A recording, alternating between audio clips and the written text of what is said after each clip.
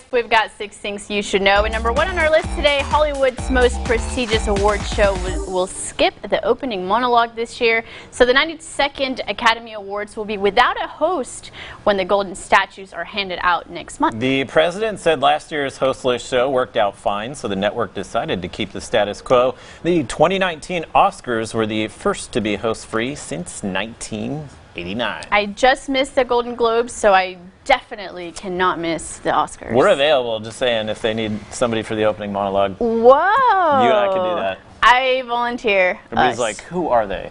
But they're so funny. They're going to find out. Really good looking. You are. Stop. Speaking of good looking.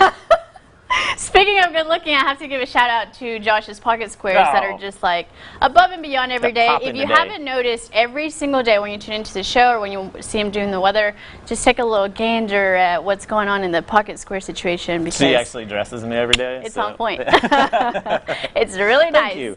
And in more Bieber news, Justin Bieber says he's battling Lyme disease. So the singer made the announcement on Instagram on Wednesday saying he was just diagnosed recently, and he wrote that he also had a serious case of chronic mono, which affected his skin, brain function, and overall his health. Bieber said that he's going to reveal more details in his upcoming YouTube documentary. Yeah, but for now he said he's getting the right treatment and will be back better than ever. Last week Bieber released his first solo single in 4 years titled Yummy. Lyme disease, usually carried by ticks, but the CDC says the disease is not treated. It can affect the joints, heart, and nervous system. I am a believer, you know this, you know this, but I had no idea that he was battling Lyme disease. Right. I had no idea. I've known one person who had that before, really? And it's like horribly debilitating. Yeah, well, I know a lot of people, and on social media, people were seeing pictures of him like out and about in the streets, and they were like, oh, he's on drugs. Something wrong with him. him. He looks like a meth head. What is happening? Right. And now to find out that he's been battling this disease, it just makes me really sad for him, because imagine like seeing those comments online of yourself, and then you're like already feeling really bad. So. Well, he's got his tour coming up, Redemption. I love you, Justin. I know. She does. I love you. She does love you. I love you very much.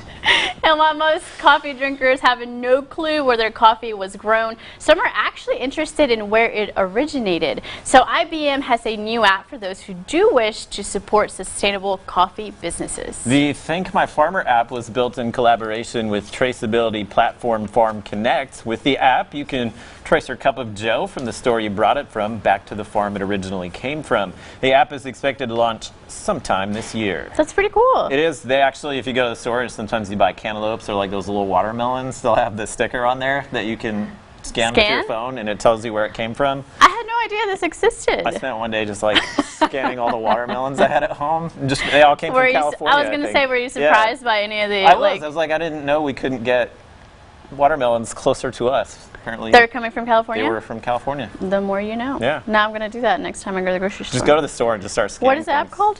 I think it's just the QR reader on your phone. So you just scan the barcode that's on there. They have a little thing called, track your produce or whatever it was. And Who knew? They're at Kroger right now. Well, now you can do it with your coffee too. That's pretty exciting. Yeah, it is. All right, guys, and smart devices are taking over our homes, and they're not skipping the bathroom. So Kohler showed off its Numi 2.0 intelligent toilet at the Consumer Electronics Show in Las Vegas on Wednesday. So now you can sit down on a heated seat, get some personalized cleansing and drying, and even listen to your favorite music through its high-quality built-in speakers. If you'd like to just chill while answering the call of nature, the smart toilet also has some ambient lighting. Don't forget your shopping list. Amazon Alexa is at your beck and call. The Numi 2.0 intelligent toilet will cost you between $7,000 and $8,000 depending on the color. That's pretty cool. $7,000 you can get a white one. $8,000 you can get like a green or purple one. So you know you're going to spend a little more, right? How do you feel about this? What are your thoughts on this smart toilet? I mean, if you got the money to burn, awesome. Why not? Well, he's going to spend $8,000 on a toilet, but there you go. Doesn't, like, what is it, Japan or I guess somewhere in Asia, they have like really advanced toilets? Just like that's their norm, is they have like really, really cool advanced toilets? I have no idea. I wish these were the norm. That would be nice. You go to Chick-fil-A and they've got those in the restaurant. Honestly, it kind of makes my toilet at home look like I'm using an outhouse or something. Just like archaic, just from like the 1800s. Just old and gross. Like an outhouse. All right, guys, we've got smartphones, smart toilets, and now smart trash cans. And this trash can do more than just hold trash. Town News says its trash can is ceiling. And the smart can has an overload feature that detects when it can't take on any more trash. That's helpful.